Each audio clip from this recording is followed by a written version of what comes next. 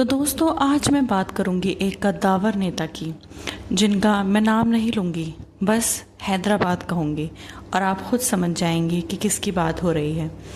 वो एक बेहतरीन ऑरेटर हैं, उसके साथ साथ कॉन्स्टिट्यूशन की बेहतरीन समझ रखते हैं और अपने बयान में हमें बार बार हमारे मुल्क के हुकूक भी याद दिलाते रहते हैं।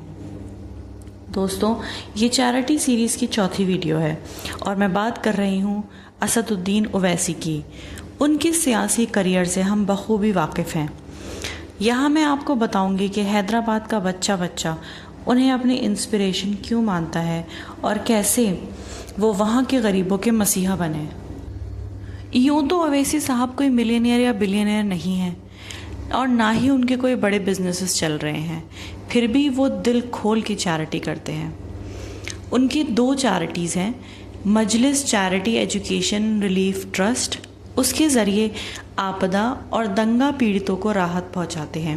उन्होंने उत्तराखंड फ्लड्स 2013 में तीर्थयात्रियों और वहां के स्थानीय लोगों के लिए 6 लाख रुपए पीएम रिलीफ फंड में पहुंचाए थे और 74 लाख रुपए के रिलीफ किट्स पहुंचाए थे।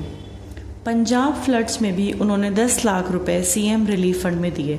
इसी तरह आंध्र प्रदेश, तेलंगाना, केरल, जहां भी बाढ़ या भूकंप जैसी कोई आपदा आती है, उनकी टीम सबसे पहले मदद के लिए पहुंचती है। मजलिस चैरिटी रिलीफ ट्रस्ट दंगा पीड़ितों की भी सहायता करती है।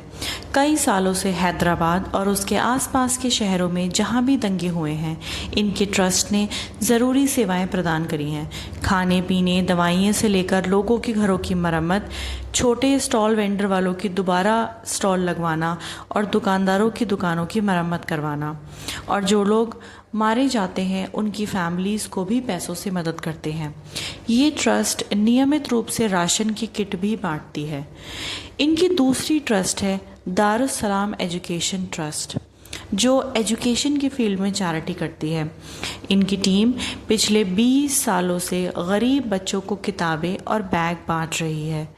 इस ट्रस्ट की देखरेख में कई माइनॉरिटी इंस्टीट्यूशंस हैं, जिनमें मेडिकल कॉलेजेस, इंजीनियरिंग कॉलेजेस और नर्सिंग कॉलेजेस शामिल हैं। दोस्तों, Owaisi hospital and research centre का नाम तो आपने सुना ही होगा। यह हॉस्पिटल बड़े बड़े मॉडर्न हॉस्पिटल्स को टक्कर दे रहा है, लेकिन इसकी फ़ीस उनके मुकाबले बेहद मामूली है। तो अब तक आप लोग समझ गए होंगे कि क्यों हैदराबाद का बच्चा बच्चा ओवैसी साहब का फ़ैन है। वो जिस बेबाकी से अपनी बात को रखते हैं, उसी अंदाज में अपनी जनता की सेवा भी कर रहे हैं। जहां दूसरे नेताओं को अपनी संपत्ति अपनी पीढ़ियों के लिए इकट्ठी करने में व्यर्थ चली जाती है, ऐसे कलयुग में ओवैसी जैसे नेता मसीहा ही तो हैं, जो अपने लोगों की मदद के लिए हर तरह से तैयार हैं।